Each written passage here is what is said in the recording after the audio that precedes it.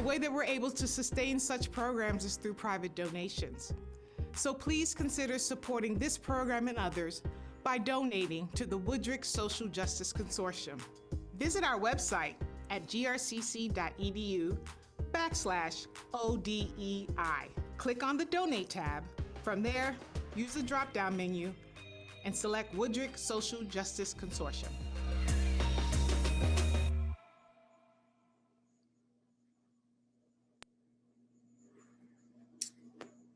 Good afternoon. Thank you for joining us at Grand Rapids Community College. Let me just say at the onset that we know there is an issue with the link that went out. The way that it was sent, it kind of disrupted our connection into Zoom. So we will keep sending out the message until we get everybody who wants to join us for this conversation to be a part of it. But you know that we stay on time. So I do want to move forward with the introduction of our keynote speaker. And then I will make my way to Facebook to also place the link there. In 2008, Rosa Alicia Clemente, a Black Puerto Rican woman born and raised in the Bronx, New York, BX, was the first ever Afro-Latina to run for Vice President of the United States on the Green Party ticket. She and her running mate, Cynthia McKinney, were the only women of color ticket in American presidential history. Ms. Clemente is a leading scholar on Afro, Black, Latina, Latino, Latinx identity issues. Her groundbreaking article, Who is Black?, was the catalyst for many discussions regarding Blackness and Latinx culture. It is also one of the many factors why Rosa was invited to join us as the inaugural keynote speaker for the Gloria E. Anzaldúa Colloquium. This colloquium aims to critically analyze the impact of social and cultural marginalization from an intersectional framework. Clemente is an organizer, independent journalist, scholar activist in the final stages of PhD candidacy at the W.E.B. Du Bois Center at the University of Massachusetts Amherst, and a producer.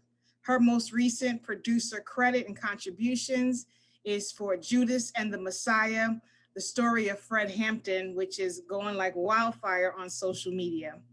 Clemente is also a frequent guest on television, radio, and online media, as her opinions on important current events are widely sought. Grand Rapids Community College and our dear friends in the West Michigan community, please join me in giving a virtual welcome to Rosa Clemente. Hello. You on mute? I'm mute. I got it. There you go. Hey, sis, thank you so much. I mean, we met in Connecticut a long time ago, and now you're in Grand Rapids, where one of my mentors from my SUNY Albany days, Professor Lois Owens, resides now and was working at the campus a while ago. So thank you so much for having me. And because it's an hour program, I definitely want to get into my story, but definitely anybody questions around me, my identity, the movie, so many other things. So I just really want to say thank you to everybody who's watching right now. And we have a short time, so I'm going to start from this. Thank you for playing Celia Cruz last night. If you grew up in a Latino household, a Caribbean household in the 80s and 90s where you clean on Saturdays and Sundays, Johnny Pacheco was the part of the soundtrack of what is called the Fania All-Stars. You know, and he passed away, and we've losing so many elders in the African-American Latino community that have made such incredible contributions. But, you know, if you listen to a salsa song or an Afro-Cuban song, Johnny Pacheco was part of that, as was Tito Puente, Celia Cruz, Eddie Palmieri, and so many incredible folks that understood that they were also people of African descent. And I'm super grateful to inaugurate this colloquium. Borderlands was the first book I ever read on feminism in my intro to feminism class. So the work of Gloria Anzaldúa is so incredible, but also, you know, at that time was definitely critically analyzing impact of social and cultural marginalization, particularly from a Chicano lens and Chicano cultural theory. And I think we've built on that to kind of move out of accepting, particularly as Afro, Black, Latino, Latinx people, that we are 1/3 indigenous and 1/3 European and 1/3 African, because unfortunately it's the African part that is always left out. And actually that's the one that has brought us all our cultural and political traditions. So I'm happy to be here with you, and I'm just going to jump into it. I do have a PowerPoint, and believe me, I'm going to go very fast through it because we, We have that for you. So we'll bring that up and you just tell us when you want us to advance. Perfect. So Frantz Fanon says each generation must, out of relative obscurity, discover its mission, fulfill it, or betray it. And Assata Shakur tells us nobody in the world, nobody in history has ever gotten their freedom by appealing to the moral sense of the people who were oppressing them. I have chosen Can't Stop Our Blackness. One of my homegirls helped me come to that terminology, Black Latinx narratives, as my title for my dissertation, but it's bigger than my dissertation. It's also rooted in hip hop when we say can't stop, won't stop. And as much as the system of white supremacy seeks to divide us, particularly as people of the African diaspora, we have to stand up and say, you're not going to stop our Blackness, and we're going to affirm it. So we could go to the next slide. Stephen Biko, who was the architect of the freedom struggle of anti-apartheid in South Africa. It is Nelson Mandela who learned everything he learned under Stephen Biko. And unfortunately, Stephen Biko was murdered by the apartheid system, by the police. And because he was basically saying to South Africans, and really Africans on the continent, that like the colonizers have to go. And in his book, I Write What I Like, in 1978, he said, being Black is not a matter of pigmentation. Being Black is a reflection of a mental attitude. We can go to the next slide.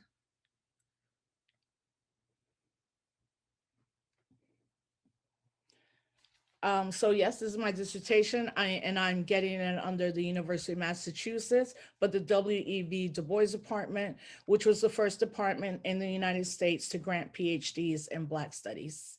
We can go to the next slide. So I don't know if anybody here or people watching are from New York City. This is the Bronx. This is the 6 train. If anything, you've heard J-Lo talk about it throughout her career. The genius of the 6 train was it could take you all the way to the tippy top north part of the Bronx, all the way basically to City Hall. And then from there, you would get to the other boroughs. And this is where my family and I grew up. My story begins in the South Bronx in 1972. I did not grow up in a movement household. I did not grow up understanding politics and studying history. I did have a great sense of pride passed down by my mother and my father as a Puerto Rican, but I really didn't know anything about the history of my people, what happened to our nation. I did not know why we were made US citizens. I did not know we were a colony. I did not know of the freedom fighters for decades that were hunted, attacked, assassinated, incarcerated, and sterilized for Puerto Rico to be free. I had to go to college and find out who I was. I had to take Black studies classes, Puerto Rican studies classes, feminist studies to begin to understand why I had not learned anything political or historical, not only about me as a Puerto Rican, but African Americans, Native Americans, Southeast Asians, Asian Pacific Islanders, and other Afro-Black Latinx people. In my sophomore year, I went to a meeting of the Albany State University Black Alliance, ASUBA. And in the early 90s, Black student unions all around the country were front and center of struggling, not just for themselves on these predominantly white campuses, but that these campuses would be better for those that came after us. And as Drake rhymes, I started from the bottom to get to the top. And that top was beginning to know and understand who I truly was and begin to confront all the internalization of white being right, brown stick around, Black get back. I had to truly begin to decolonize my mind. And one of the first books I read that stays with me to this day was Black Skin or White Mask by Frantz Fanon. Frantz Fanon was an African psychologist, psychiatrist, but he also created a blueprint so that the Algerian people could free themselves from French control. And part of that blueprint was what he called revolutionary violence. But he also talked about our colonized lands and that we have to understand, since our lands have been colonized, our homelands have been colonized, that our minds were also colonized. In SUNY Albany, at SUNY Albany, I had to read, I had to study. I participated in hours, days long debates at our main meetup spot, the campus center. As a woman, I also had to root out the internalized patriarchy. I grew up in a household where my father never told me, my sister, that we could not do what we wanted to do. So it was at SUNY Albany that I even began to understand patriarchy. Although I have a large family on both sides of my family, never did one of my tios tell me I could not do what I wanted to do. I really didn't ever see patriarchy in my home or in my family's home, but I had to read, I had to study. As a woman, I had to root that out. I had to deal with the sexual assault when I was 5 and also subsequent sexual assault when I was a student at SUNY Albany. I had to cleanse my mind, my body, and my spirit. I began to understand through Dr. Marcia Sutherland in the class that she taught us, Black Psychology, that trauma is inflicted on us, but the trauma is inflicted on all of us. So by the end of my sophomore year, I ran and became the first Puerto Rican woman president of the Albany State University Black Alliance. That year, I also changed my major from political science to Africana studies. And I took 2 classes, the history of the civil rights movement and mass incarceration, taught by Professor Lois Owens. Professor Lois Owens, Professor Dr. Vivian Verdell Gordon, and Professor Collier Clark enveloped me in love, but also the reality. They all told me that if I wanted to be part of the struggle, especially as a woman of color, that I would have to be ready for all the critiques. It was then that I transitioned from just being another Puerto Rican girl from the Bronx in Westchester County. I took leadership classes. I became involved in anything and everything I could do as a student. I met comrades like Dr. Paul Buckley, Mark Anthony Williams, Jose Albino, brothers who said, no, you could do this. A woman needs to run this. Those 4 years were the most defining moments in my life. Without SUNY Albany, I would have never become an organizer, independent journalist, a 2008 vice presidential candidate, a producer of a movie, and a practicing trying to be revolutionary. But I also became fearless because what I learned fed my soul. I learned about the invasion of our respective homelands like Puerto Rico, Panama, Jamaica, Somalia, Cuba, Dominican Republic, Colombia, Hawaii. It was in college that I read Fidel Castro, Ida B. Wells Barnett, Lolita LeBron, Harriet Tubman, and Sojourner Truth. It was in college that I listened to the words of Chuck D, Indigable Planets, Public Enemy, and KRS-One, the Welfare Poets, and Dead Prez. The more I learned, the angrier I became. That anger led me to my own personal transformation, and through this, I became a critical thinker, a debater, and a challenger to the white supremacist domination of our people. I became the president of SUBA, and I never looked back. But in 1996, Dr. James Turner at Cornell, who started the Africana Studies and Research Program, one, if not the best Black Studies program in the country. He had come to our campus to speak about Malcolm X and how he knew Malcolm X and how he was with Malcolm X when Malcolm started the Organization of African American Unity. And I went up to him and I said, I'm one of Dr. Gordon's students. And he said, I already know who you are. When you're ready, come to Cornell. I want you to come there and get your master's from Africana Studies, but I want you to talk about the Young Lords Party and counterintelligence program, COINTELPRO. One of the first conversations we had, he said, our scholarship we produce is not just for us, it is for the community. And you must always remember that our hoods and our barrios have some of the brightest minds. He called it grassroots intellectualism. He also told me, as scholar activists, we have the responsibility to use our scholarship and empower our communities. Yes, let's just go back to the other one, the one before this and the one before that. Yeah. So my experience was, I was born in South Bronx. Hip hop was burgeoning. We had a crazy blackout. Then for a long time, the Bronx was burning. And part of why the Bronx was burning was because at that time, New York City was in dire budgetary poverty. And nothing was coming into the schools, into communities. And landlords began to burn the buildings to get the insurance money. My mom decided that she would move 21 miles away from the Bronx, where we grew up, one of the poorest congressional districts to this day, to one of the most affluent suburbs in America, Westchester County.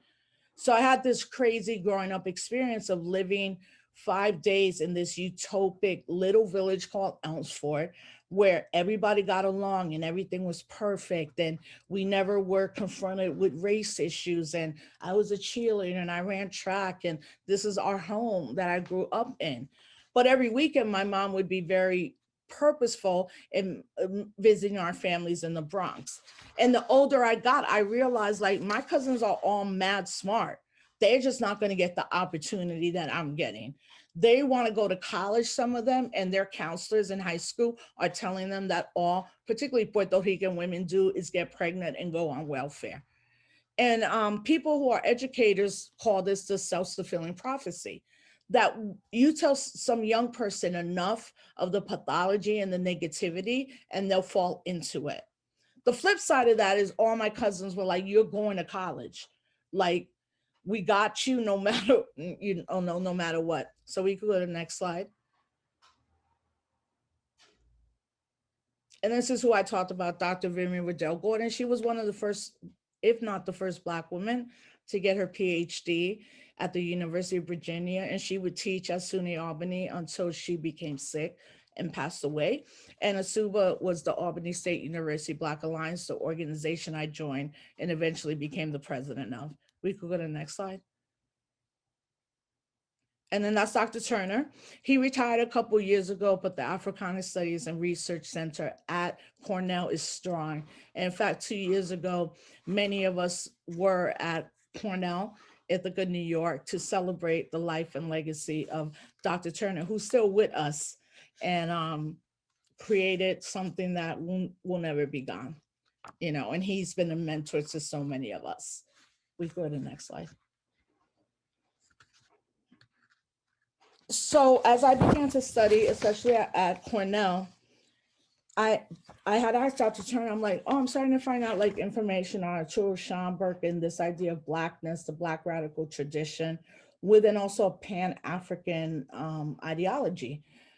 So he's the one that told me about Arturo Schomburg. Arturo Schomburg was a Black Puerto Rican who was exiled from Puerto Rico for fighting for independence. He comes to Harlem, New York, at the time that the Harlem Renaissance is about to begin, right? So Schomburg, through his interactions with Zora Neale Hurston, Elaine Locke, Marcus Garvey, and Anna Garvey, and so many other people, he begins to travel around the world and find anywhere in the world where there are Black artifacts. And in this seminal essay, it's very short, I hope everybody reads it, he talks about, unless we know who we are and our history, we won't know the brilliance and genius of us as a people. And unfortunately, he ended up dying of something very crazy. A tooth abscess, he got an infection, he passed away. But he had so many artifacts that there was a librarian in the New York City public library system that gathered them all up. And now you can go to 125th Street to the Arturo Schomburg Museum and Library and Research Center, and pretty much anybody who does work within Black studies, Africana studies, and some Latino studies goes there to research. So I encourage people to not only read this, but to understand that by like the time he died, he had been referring to himself as a Black man, as a Black Puerto Rican. We can go to the next slide. So when I was at SUNY Albany in my junior year, Dr. Maita Moreno Vega came to speak for Hispanic Heritage Month, because back in the 90s, we still were using the word Hispanic. And she gave a keynote for Hispanic Heritage Month. She was the first person that was Boricua that I ever heard refer to herself as an Afro-Boricua, a person of African descent. And after the event, I ran right up to her and I said, I just want to learn everything and anything I can from you. Are there books that you recommend, organizations? And she wrote me a list. But she also said, if you're serious about the work you're doing, when you graduate, and if you end up in New York City, come check us out at the Caribbean Cultural Center. And that's what I did exactly. And the Caribbean Cultural Center, the African Diaspora Institute, that now resides on East 125th Street in East Harlem, or Spanish Harlem, Black Harlem, New York, is one of the few institutions in this country that was founded and still exists from an Afro-Boricua woman. She told me, though, in one of our many talks, that to be a people of African descent, that we have to celebrate it because the system of white supremacy wants us to erase it. And also she was the catalyst of why I ended up writing this article, Who is Black? It's 20 years old. It's not my best writing, but it came also because when I did return after Cornell University, I moved to Brooklyn, New York. And at that time, I joined the Malcolm X grassroots movement, which still exists and is my political home. But through the Malcolm X grassroots movement, we were radical, we are radical. But I was accepted in that as calling myself a Black Puerto Rican, a person of African descent. But one day we were just all like kicking it. And one of the brothers, like, he didn't mean any harm, was like, yo, Rosa, you Black, but you really not. You like my light skin. And I was like, well, my mom and dad are Puerto Rican and your mom is half white. So I said to him, who is Black? And I was infuriated, actually. And I went home and I wrote this, Who is Black? And back then we didn't have social media. We had just started to understand what the internet is. And it ended up on some listservs back in the day. And this dope journalist, I call him the best hip hop journalist. His name is Davey D. He put it up on his whatever page. It wasn't even MySpace. We were not even there yet. And it's it is the most read article, but also part of why it became popularized in certain circles, but also particularly in the New York State correctional system, was because it was published in the Final Call. And the Final Call is a paper of the Nation of Islam. And people have many critiques on the Nation of Islam and Louis Farrakhan, but when they're the ones who published it. To this day, I get people who were incarcerated. They're like, "Oh, I read it when I was locked up," or it gave me a different way of looking at who we are as a people. So we go to the next slide.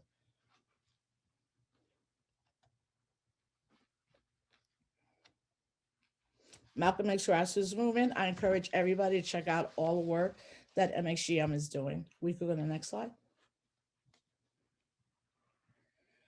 And this is in 2008 when I ran with Cynthia McKinney, who was running as presidential nominee of the Green Party ticket. And she asked me to run with her, and I did.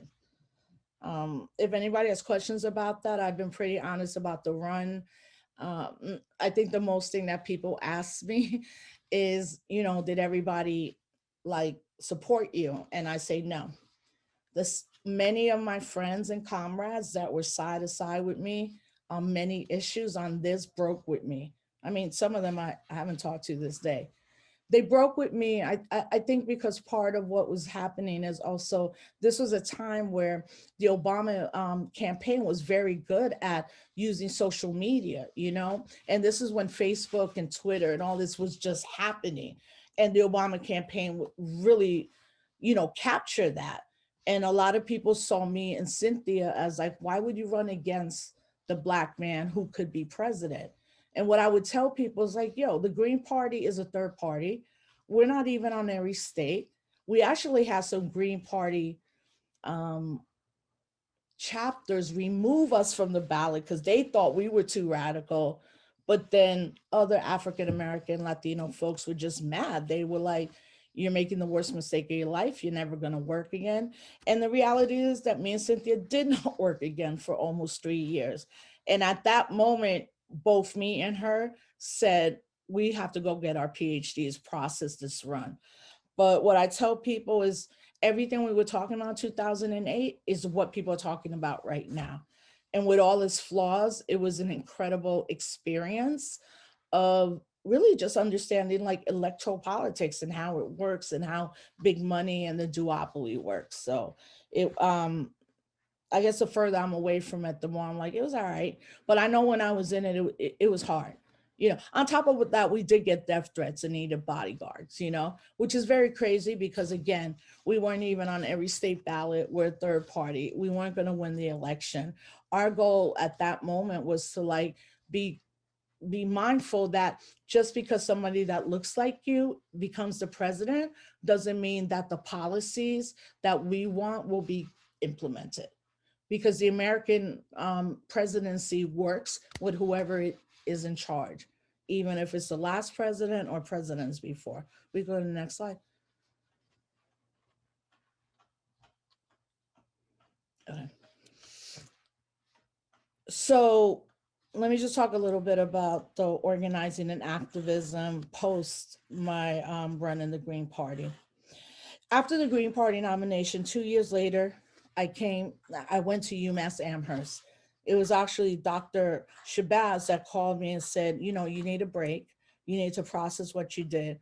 Come to Western Mass, come to UMass and go get your PhD.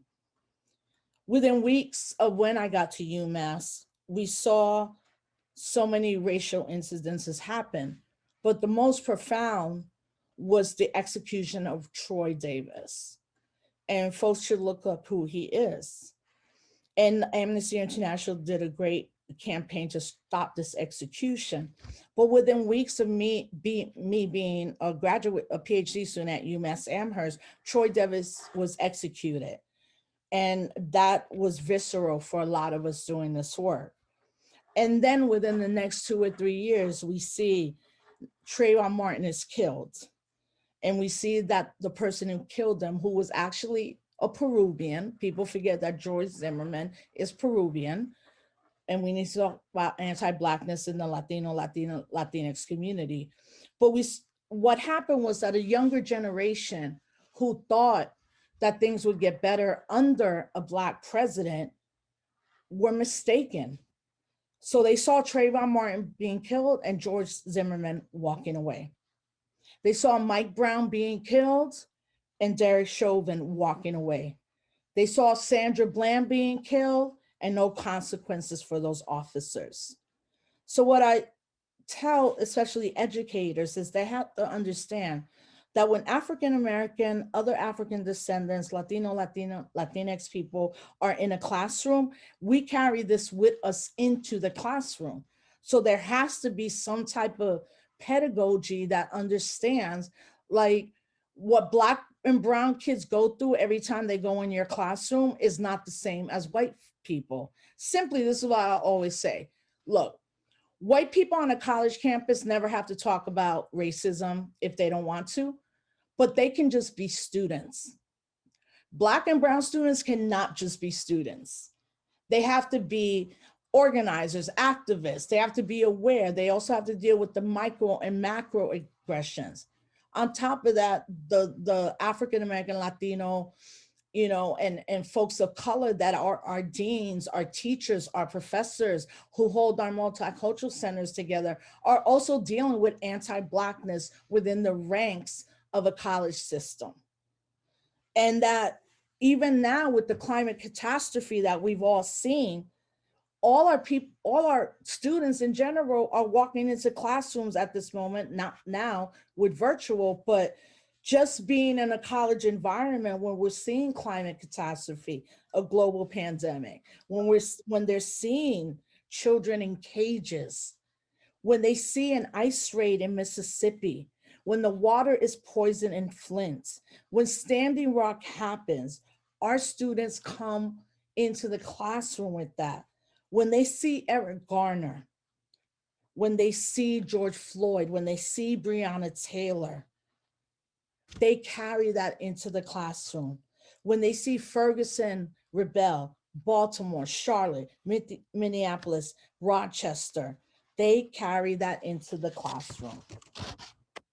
Part of dealing with that as who we are is to understand we're also a people, but there's a global world. Many times as Americans, we can be selfish. We don't understand that there are other countries and other humans in the world, but also that we as African and indigenous descendant people are diasporic.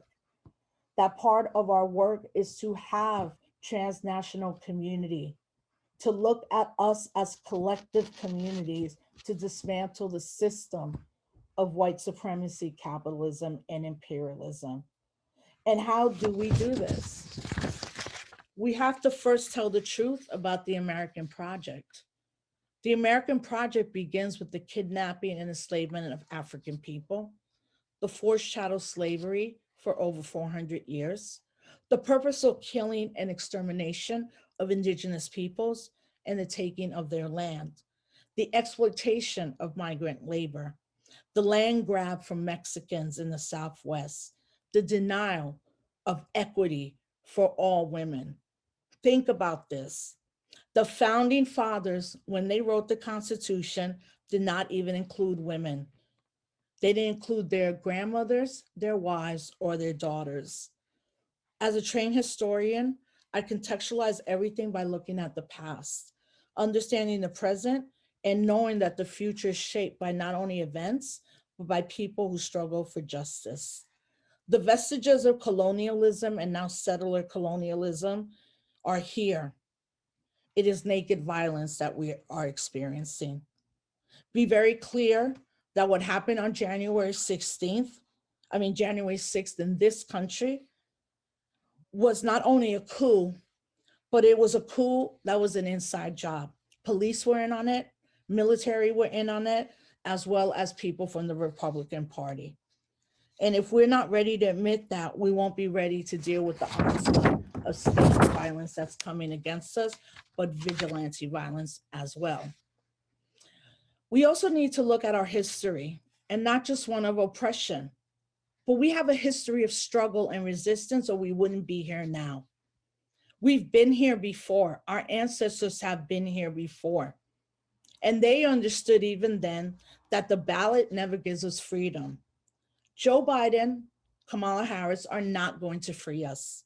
In fact, weeks into their administration, they have refused to stop deportations.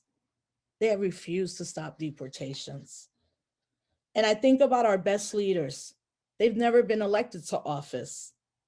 Fannie Lou, Ida B. Wells, Harriet Tubman, Sojourner Truth, Nat Turner, Lolita LeBron, Albizu Campos, Assata Shakur, Malcolm X, are political prisoners, some of them free, like Jalil Muntaqin, Mumia Abu-Jamal, Oscar Lopez Rivera, David Gilbert, Herman Bell, well, he's free now, Russell Maroon Schultz, and Leonard Peltier. We go to the next slide. So this slide right now, if I've got to take a screenshot, this is just my work around Afro, Black, Latino, Latinx identity that I could speak to more if people have questions and answers. But this is some of my writing, and that, excuse me, is a recent interview I did with Eva Longoria when a comment she made kind of started going viral and people labeled it as anti-Black. We could go to the next slide. And then this is my work within hip hop. I've written op-eds on Russell Simmons, why I didn't think Barack Obama is the first hip hop president. Chuck D from Public Enemy is a friend and a mentor. On the upper part, you'll see Drew Dixon. She's the first woman to have come out publicly to say that Russell Simmons raped her and abused her. I did an interview with her as her documentary On the Record was being released. I also, along with many other sisters, responded to when Rick Ross, a hip hop artist, talked about drugging a woman and sexually assaulting her. And within this hip hop context, I was not only able to talk about my depression, but also the sexual abuse that I had had in my life and why I was obviously down with not only mute R. Kelly, but now that R. Kelly is unfortunately where he belongs because he has damaged so many women. You know, so this is kind of like my hip hop story encapsulated. Folks can look at it and ask me questions as well. We go to the next slide. Yeah.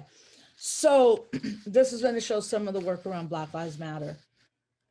As young people in the prime of your life, you are the key to this fight. But you have to ask yourself, what is your sacrifice? What is your role in demanding justice? What is your communal responsibility? This has to be part of our culture, our daily lives. We're right now experiencing naked white violence. Whether I live in Albany, New York, or somebody's in Arkansas or in Grand Rapids, well, I don't have to tell people in Michigan, because obviously your governor and the fact that they were planning to kidnap her and kill her was the first throw in these white supremacist nationalist militia being like, this is the test run, let's see what we'll do. But you all, many of you are in Michigan and you have lived through that. You know, and so my entry point into Black Lives Matter was really Ferguson. When Ferguson rebelled, a hip hop artist, commentator, in fact, his biography dropped today, Talib Kweli called me, and the sister, I'm going to point to her, you'll see me next to her, Jessica Care Moore. Probably a lot of people in Michigan who know who Jessica Care Moore is. She is the state poet laureate, and she's from Detroit. Kweli hit us up and was like, yo, we need to go to Ferguson. I'm like, yeah, there's something different in Ferguson. And when we got there, and I talk about the difference, is that when we got to Ferguson, first and foremost, Ferguson is a very small outburb of St. Louis, like less than 2 or 3 miles. So everybody in the community knew each other. But when we got there and saw how militarized it was, right? Like drones flying over, tanks in the street, many different type of security offices, from like the local police all the way to the FBI.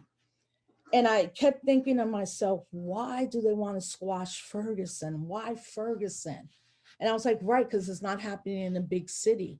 But it also was showing how many of us had talked about post 9/11, the fact that the police have gotten billions of dollars in federal grants to militarize their police, you know? So it was about Derek Chauvin killing Mike Brown, but it was also decades of the state of Missouri just writing off particularly Black men within the public system all the way to mass incarceration. And the thing that was different in Ferguson as well is that there were street organizations out there that were young people that were houseless. There were young people that like, I'm queer, I'm lesbian, I'm gay. There were Palestinians on the ground. There were Mexicanos who were not documented who went out there as well. And being in that was like, this is what multiracial liberation can look like. But within all of that, by 2 a.m. that morning, me, Jessica Kweli, and a group known as the Peace Poets, there were M16s pointed at our head.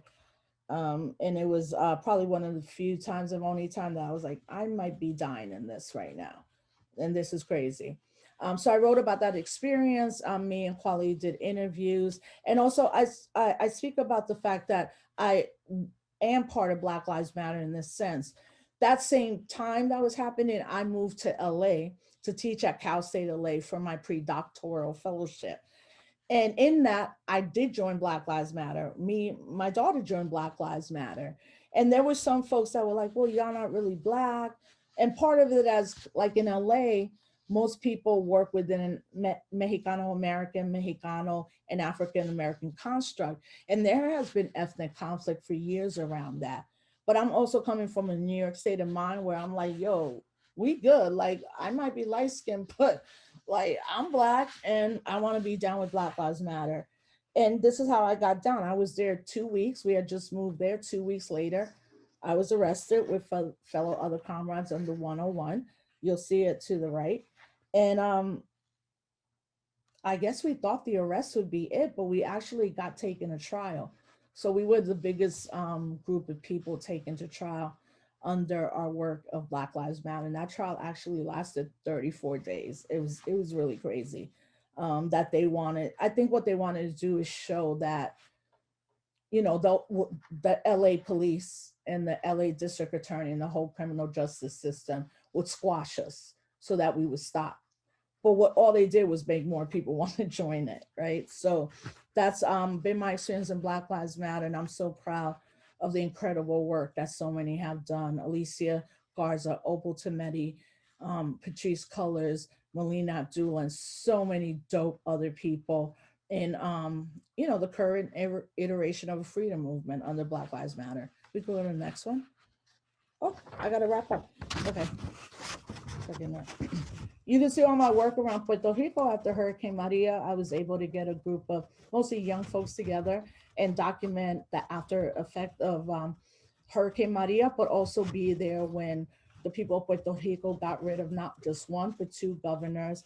And I did spend some time in Luisa, which is the largest African descending community in Puerto Rico. We go to the next slide. And I guess this was a little culmination, you know, obviously October 2017, Me Too blew up, hit the zeitgeist. Tarana Burke, that many of us have known for decades. We were like, yo, Alyssa Milano didn't start Me Too, it's Tarana Burke, you know. And in January 2018, Tarana Burke was invited to go to the Golden Globes, and she said, no, I want to bring other folks. And I was one of those folks. I was Susan Sarandon's guest. You can see Ajin Poo, Saru, Monica Jimenez, Kalina Lawrence, me, Tarana Burke. And it was actually a very beautiful experience to particularly be with women. And one of the things I said in one interview is like, whether we're working at KFC on a set, women deserve to be in a free zone where they're not abused, sexually harassed, or just gotten rid of because they're a woman. So part of that was making sure too that all the press that was there could connect to the growing movement in Puerto Rico post Hurricane Maria to kind of also uplift Puerto Rico. You know, we go to the next slide.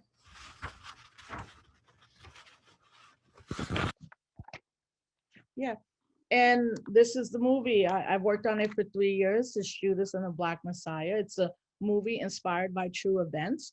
It's been an incredible journey. I am so lucky to have known Chairman Fred Hampton Jr., the son of Fred Hampton, Mother Akua, and Jerry. I do want, especially if you're Latino, to look at the Purple Beret, and that the Young Lords, founded by Chacha Jimenez, who's there standing next to the person that played him, you know, was part of what they call the Rainbow Coalition. And the feedback has been incredible. And I told everybody, I take the critiques and I take the affirmations. I hope everybody sees it and uses it as a teaching tool in any capacity. And we all know how it ends, unfortunately, but that the spirit of Fred Hampton, Mark Clark, and the Black Panther Party and the Young Lords is here with us today. And I think this will be the last slide, and I'll close it out. Rosa, thank you so much. Oh, I'm sorry. You got one more slide. My bad. No, that's it. And I'm going to close it out with one quote, because it was Frederick Douglass's birthday on February 14th, on Valentine's Day, and he is my guiding light. Here you'll see my husband, who is, quote, an essential worker. I think they're sacrificial workers. And then you just saw my daughter, who we've raised in the movement. So in the words of Frederick Douglass, let me give you a word of the philosophy of reform. The whole history of the progress of human liberty shows that all concessions yet made to her august claims have been born of earnest struggle. The conflict is exciting, agitating, all absorbing, and for the time being, putting all turmoils to silence. It must do this or it does nothing. If there is no struggle, there is no progress. Those who profess to favor freedom and yet depreciate agitation are men who want crops without plowing up the ground. They want rain without thunder and lightning. They want the ocean without the roar of its many waters. The struggle may be a moral one or physical, but it may be both moral and physical, but it is always a struggle. Power concedes nothing without a demand. It never did and it never will. Find out just what any people will quietly submit to, and you have found out the exact measure of injustice and wrong which will be imposed upon them. And these will continue till they are resisted with either words or blows or both. The limits of tyrants are prescribed by the endurance of those whom they oppress. Pa'lante, siempre pa'lante. Thank you so much for having me, and I'll stay as long as people have questions and or statements. Thank you. Forgive me for interjecting before. So thank you so much. Okay, no, go Is ahead, how I sis. wanted to Thank start. you. Your daughter's getting big. When I met you in Connecticut, she seemed smaller, She right? was. So she, You know, they grow she's a lot. They grow up fast, man. So let me say to our community again, and if you could please share the message. My team will tell you it weighs heavy on me when we don't get it right. So something happened with the Zoom link that hadn't happened before. We sent it out and somehow it was disconnected from the Zoom meeting. So I am aware from your Facebook notes and emails that some could not join us because of that, but we did the best we could to get the community in as we could. We are recording, so this will be available by recording. And on behalf of the Office of Diversity, Equity, and Inclusion and GRCC, I humbly apologize. I is Dr. B. Afina McNeil Cobham, so you can send me the emails. The Q&A, please use that as an opportunity to ask Rosa questions. But of course, as we do it, I typically start and get us going, and then I will turn over to the Q&A box. Let me just check one thing. Okay, got it. I wanted to check in with our tech because he was saying something to me. So you gave us a great overview, right? If you would, about the Latino diaspora and all the different ways in which Latino identities kind of come into focus historically and even present day. I want to take us back to what we talked about a few weeks ago in terms of our political climate and why the pundits got it wrong when they were trying to dissect the Latino voting bloc. What were they missing in those CNN, MSNBC, Fox News sets when they were trying to really determine support for one candidate over another and having those discussions? I mean, I think the first thing that was missing, especially in Georgia, is that none of them have any clue about the organizing that has been happening in Georgia and the amount of Latinx people that have moved down there, whether undocumented or not, that have been part of organizations. You know, I think the second thing too was painting Latinos in Florida like they were the overwhelming vote. The Latinos in Florida that voted for Trump are, many of them are still very upset about the Cuban Revolution, even though Fidel Castro has been dead for almost a decade. Some of them have been exiled from their other homelands because they have been working with dictators, you know, and not doing the work on behalf of the people. A lot of it is also like, if you look at the Cuban Latino vote, that's a lot of like white Latinos. That doesn't not talk to like Black, identified, indigenous identified Latino, Latina, Latinx people. Like in Florida alone, if Biden and Harris had even really talked to the Puerto Rican community, which has one of the highest electoral turnout rates on the island of Puerto Rico, but here in the US, Biden and Harris would actually win Florida. What Biden and Harris did wrong is that they went to talk to the expatriates that are angry about Cuba and Venezuela, as opposed to like, there's like almost 2 million Puerto Ricans in Florida now. And part of that was because of the forced exodus post Hurricane Maria. All that being said, we know now that 12% of African-American voted for Trump. 14% Asian American, 17, 18%. What I tell people is like, I think we need to be focused on the 53% of white women more than the last election that still voted for Trump, right? And that white women have their reckoning to do. Because I'm like, if I walk in a room with four, and then there's four white women, like two of you voted for Trump.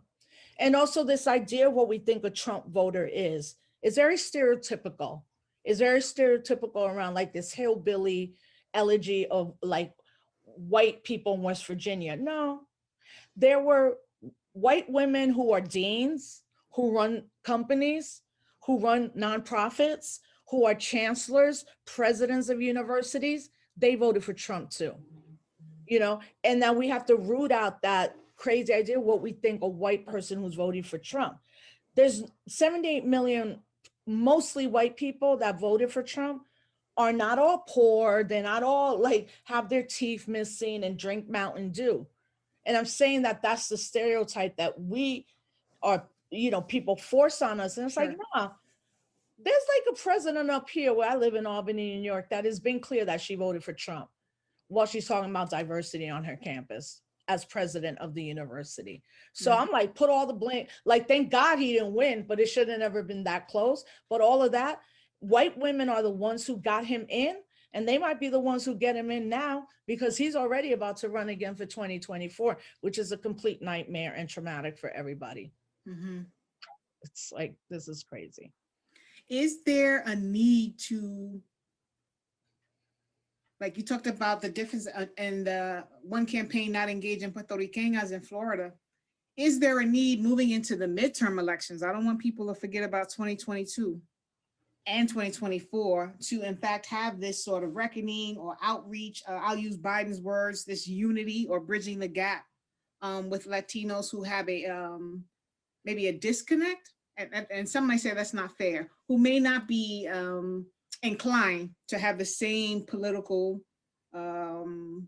sensitivities as somebody who would be deemed a Black Latino, or Latinos that don't necessarily espouse to a certain political party. Is there a need to even make that outreach, or should the energy and focus just be solely directed on galvanizing the voting bloc that's there? Yeah, I would be about galvanizing the voting bloc that's there. I mean, you know, and part of it is the older I get, I have no need to engage whiteness. Like, I'm good. I mean, like, I need to hear what my people are saying. You know what I'm saying? Like, especially at this moment, post the impeachment, what we do know now is that there are white supremacists and neo-Nazis embedded in the federal government. Like, we might have not had that known before, although some of us would be like, that's pretty much how it's been for a long time. They have been emboldened.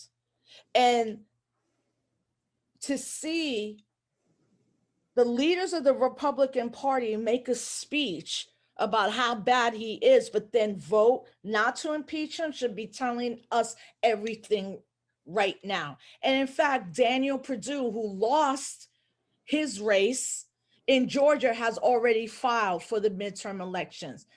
Now, with understanding midterm elections, the Republicans could potentially take over. They already run more governor. There's more Republican governors. And that is something that we have to look at too, that Republican governors govern the state. You know, so as people may be like, yo, this could never happen again, it's happening right in front of our faces. And also with this global pandemic that disproportionately has killed Native American, Latinos, and African Americans. I don't know where we're going to be in 2 years. I don't understand why Biden and Harris are even trying to seek any type of, I don't know, why y'all even sitting with Republicans? People voted you in. Black women gave you the election. Why are you still talking about common ground with a party that wants to see us dead? To me, I'm like, that's unacceptable. Right now, we're talking about 25 million people may be evicted at the end of the month.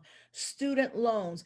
It's been a year since anybody's gotten who needs it, resources. The vaccine rollout is not great. I'm in Albany, New York, and we having a scandal here because Cuomo lied about the number of elderly people that he got moved to nursing homes that they died because of COVID.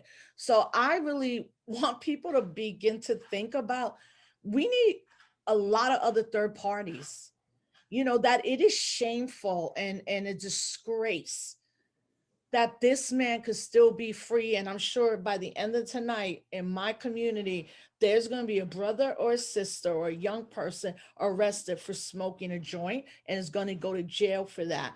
But the president of the United States, who has engaged in criminal and human rights violations, walked away again to be able to run again for president.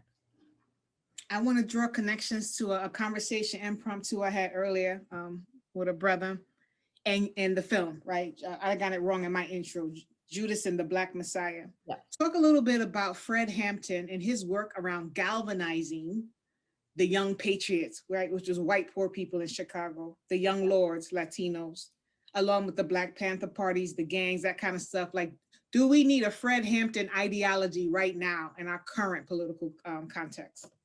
Oh, I think we have it.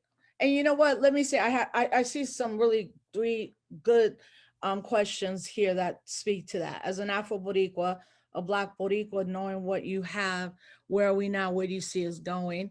And then another one is a division and lack of unity. So for me, there's not a division and lack of unity of our people. If you look historically, we've always worked together, period. There's a reason why people don't know that the Young Lords and the Brown Berets were part of the Rainbow Coalition that Chairman Fred Hampton was talking about. There's a reason that Puerto Rican people don't know. While we had the Young Lords, we also had a revolutionary wing of Puerto Ricans who were called the Machateros. Mm-hmm. Even the Black Panther Party for self-defense there were other people that broke off, like, we need to even do more, and they call themselves the Black Liberation Army. So every time somebody's like, we're mad divided, I'm like, no, we're not. We grow up next to each other. We see each other. White supremacy wants us to divide, but our history shows that that's not true. And lastly, around the Puerto Rican state. No, Puerto Rico's never going to be a state. I don't care how many neoliberals all of a sudden have found white neoliberals are like, oh, wait, there's like 2.5 million people in Puerto Rico. They might all vote Democrat. We're never going to be a state, y'all. Like I tell every Boricua, the next step for Puerto Rico is decolonization and a road to independence. So that's not going to happen. But I think it is white supremacy. One of its things is divide and conquer. And not only working on this movie, knowing Fred Hampton's son, Fred Hampton Jr., for over 20 years, but also knowing our history, that Fred Hampton at the age of 21 was dangerous because he talked about that racism is a product of capitalism. So when Chairman Fred Hampton Sr. is talking about, we need to be a socialist community. We need to not have wars in other countries. We need to unite. And when he said unite, he meant the Young Lords Puerto Ricans, the white patriots who were poor white people carrying a Confederate flag. And Chairman Fred went into that room and said, we're not each other's problems. The system is our problem. And that's when the FBI and J. Edgar Hoover through COINTELPRO began the steps of infiltrating, putting William O'Neill right next to Chairman Fred, along with Mark Clark. But I want everybody, if you've seen the movie, but if you haven't seen it, I won't spoil it. We all know how it ends. What they really wanted to stop was Akua and Jerry, who was carrying Chairman Fred Hampton Jr. Chairman Fred Hampton Sr. and Mark Clark were assassinated on December 4th.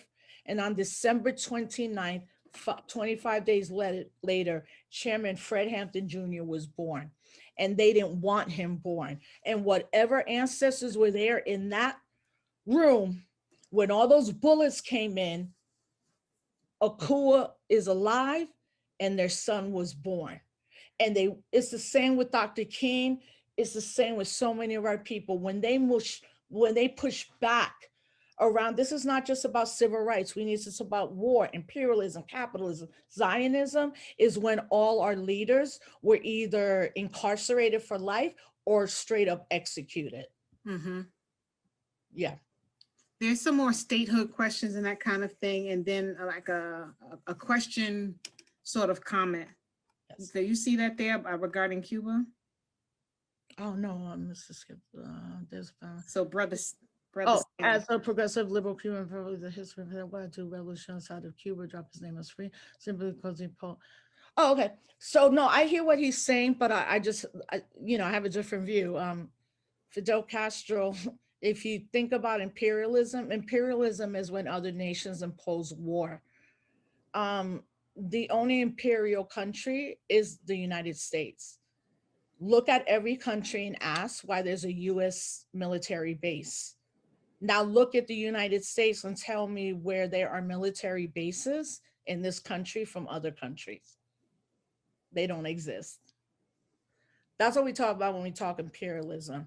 Now, for someone who was born in Cuba and totally respecting that, and someone who was not born in Cuba, but the brother, I think, if that's your gender identity, yeah, I understand that your father was a political prisoner. So I think what we've all learned from Cuba is that particularly also Cuba was the only nation that helped South Africa around ending apartheid, all the way up to Hurricane Maria, when Cuba wanted to send 200 doctors and we couldn't accept them in Puerto Rico because of the Jones Act. And that there's been so many things that have happened in Cuba that are not just about Fidel Castro, but I do respect someone and what their family went through.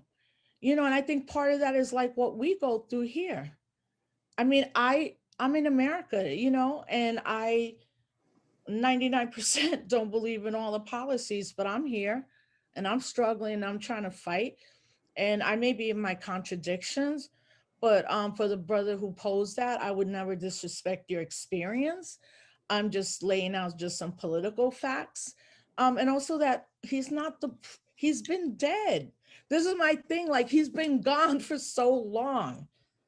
There's something psychological or the psyche that particularly those that had to flee Cuba because they felt that have not grappled with, so I would say that. And I see that somebody is anonymous. I feel helpless as a white person. There should, yeah. Okay, so there's no equality for all. I mean, first, like that word is, we shouldn't use it. We want to talk about equity around public policy and all of that. But look, if this summer showed anything, is that young white kids are also tired of the racism. Mm-hmm. Like, young white people in this country are like, I don't even know that was happening in my community. That young white people are asking themselves, is this a country I want to live in? That's why you saw in the streets young white people, but who also took their leadership from Black people. And I think, honestly, that's what probably scared a lot of parents. Like when their white young daughters coming home after Black Lives Matter, like, yo, dad, you work with the police, or like, you've all been anti-Black in this. So don't feel helpless. What you need to do is find out and join organizations that are white-led organizations that fight against racism and anti-Blackness, like Standing Up for Racial Justice. It's not about joining a group of Black and brown folks. It's not you really can't, like Black Lives Matter. You can be an accomplice for justice, but there are many burgeoning, like, younger white organizations that are not just talking about racial identity, but are clearly understanding why capitalism and imperialism are just as bad as racial inequity. So the one thing we always tell you, like, you don't feel hopeless. There's an organization out there right now within 20 minutes that you could join and support. Thank you. I think that is it. And then someone asked if they can contact you at SUNY Albany. I don't think you're at SUNY Albany, are you? No, I'm in Albany, New York, which Uh-huh. my husband works at SUNY Albany. No, so I'm in Mhm. Albany, New York. It's the capital of New York. I'm very active on social media. Instagram is Black Puerto Rican PhD. And I'm on Facebook, and I actually am not on Twitter anymore, but you can also just email me at clementerosa@gmail. I have a lot of primers that I send to people, just like lists of books and lists of organizations and all of that kind Mhm. of stuff, so yeah, hit me up. The one thing that was so powerful about Gloria Anzaldúa is that she continued to question the boxes that people tried to create for us, right? So Yeah. she was contributing to queer theory, feminist theory, Chicana theory, right? And still having to build outside of those boxes as well. So again, and asking you to join us as the inaugural speaker, the body of your work, written, produced, right? Creativity, motherhood, wife, activist forever, is that you continue to push boxes that people want to place people into, right? And that's a hard conversation for folks to have. I'm watching the numbers. We had one set of numbers. Now it's 5 o'clock. Maybe some people had to get on the road, but sometimes it's hard for people to hear this stuff. Yeah. And I take pride in the fact that my office will continue to have those difficult dialogues, those courageous conversations. And thank you so much for joining us and the community, those who had got the right Zoom link, right? Thank you for joining us in this mission, if you would. And we, God bless you. Stay safe. I'm looking forward to calling you Dr. Clemente soon. Oh my God, I know. I'm like, the pressure's on, y'all. I'm about to finish. Everybody's like, I don't even want to hear it anymore. But thank you, Dr. Afeni. And like, I want students to understand that, particularly like African-American, Latina, Afro, Black, Latina, Latinx folks on these campuses, they struggle too, and I'm always like, I get it's bad, but imagine having to be one of our doctors or our coordinators or our sisters who have to sit in a room and explain to mostly people that don't look like them why what they're saying is what will not only recruit a student, but retain them. And part of being in academia as women of color, we already know that we have a bunch of other emotional labor, that our students come to us when not only is a crisis around finances, it's a crisis in their family, or that they begin to develop themselves as students that kind of go against everything their family taught. And I really want folks to understand that none of us as women of color, people of color, are on these campuses because we were wanted there. It was because students demanded us to be there. So Right. Students have to fight to make sure we have people like Dr. Afeni and so many others, because there should be no predominantly white campus in America anymore, right? Period. Not predominantly. Not predominantly, exactly. Right. So Thank thank you you so so much. much for having me, sis. Yes, I'll see you on the other side at Yaba Blaze Book Talk. I'm going to. Yeah, I know. I told her I would at least hold it up. Okay, yep. It One dropped drop. today. One drop dropped today. Check out her page, and you can check out her discussion with Dr. Michael Eric Dyson in a couple hours at Uncle Bobby's Bookstore, virtually in Philadelphia, founded by Mark Lamont Hale. So I'll be on that too, sis. Absolutely. Good night. Thank you. Thanks, everybody.